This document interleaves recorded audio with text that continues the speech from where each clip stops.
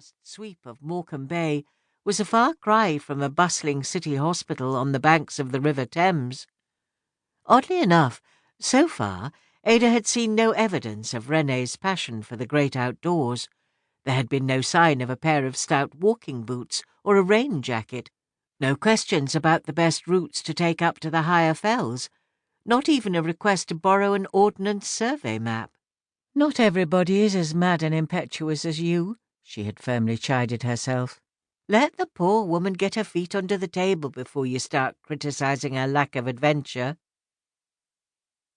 Ada found Dora in the nursery, with the chubby, red-faced baby balanced across her knees.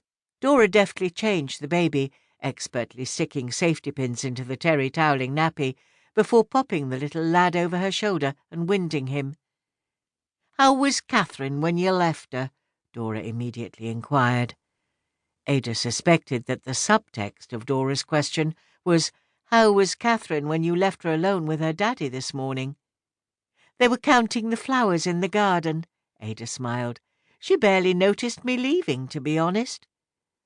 Dora gave a cheerful smile, but Ada knew just how much she missed little Catherine, who had been under her care in the nursery when Jamie was away, and Ada was trying to work full-time.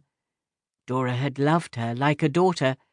Since the day Catherine was born, the two of them had formed such a special bond, to the extent that sometimes, when Ada arrived in the nursery to pick up her daughter, Catherine clung to Dora, who, though firm about handing over her charge, was nevertheless touched by the little girl's devotion to her.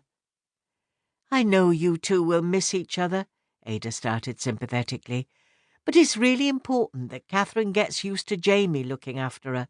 Sharing the child-minding will allow us both to work part-time at Vale, but still give us lots of time with our baby, time that Jamie really needs after missing out on Catherine's first months."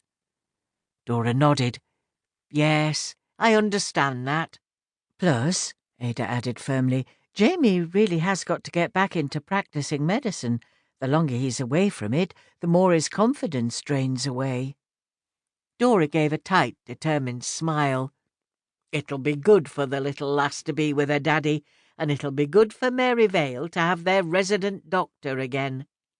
As Ada recalled Jamie's arrival at Vale, as the new doctor she had fallen madly in love with, her big blue eyes sparkled.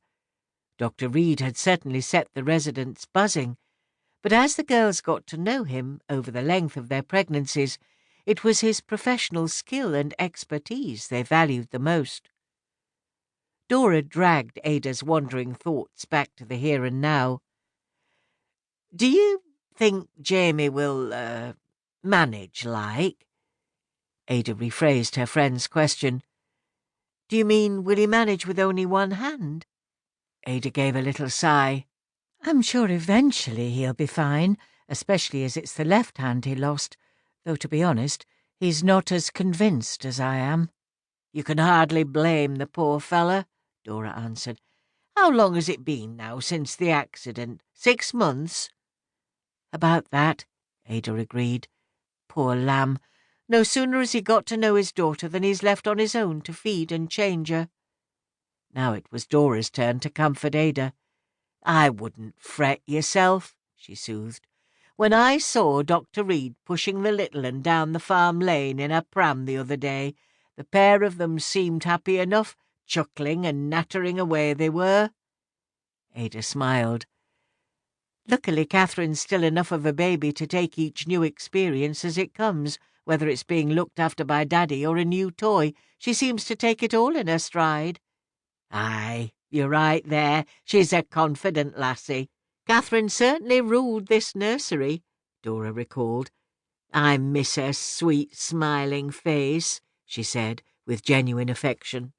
Ada threw her friend a reassuring smile. "Don't worry. You'll be seeing her soon. Jamie's bringing her up here when I finish my shift this afternoon." Glancing at her fob watch, Ada headed for the nursery door. "Better get on with the ward rounds. Don't want to keep matron waiting."